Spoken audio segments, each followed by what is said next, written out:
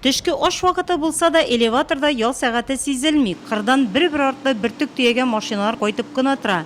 54 шәхси йөк машиналары, шулай шикәр заводы транспортчылары да бүген элеваторга ашлык ташу белән мәшгуль. Быел кингә уже 30 меңнән артык икмәк керде безнең. Основной инде тигә зимой быдай, арыш керде. Хәзер керә башлады яровой культуралар тоже, авиастар.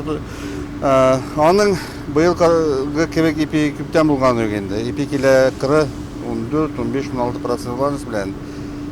Сора тоже быел 6, 5-6% бик яхшы ипиләр.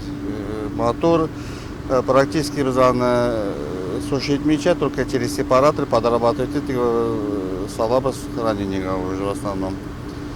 Кинене где-то 2000-3000 табан шул килеләрдә икмәк керә инде. Хозяйстволар Аксубай районыннан, Нырлат районыннан.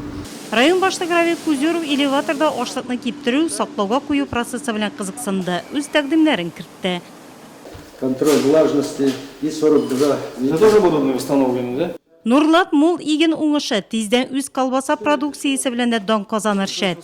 Нурлат деликатесларында бүгенге көндә эксплуатациягә җибәрү өчен барысы да әзер. Эш тиешле кәгазьләр алуга кайтып калган. Подбираем сейчас кадры.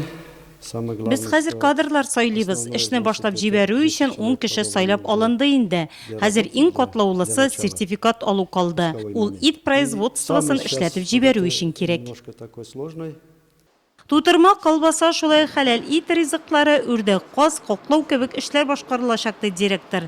Эшчеләр дә сайлап алганнар.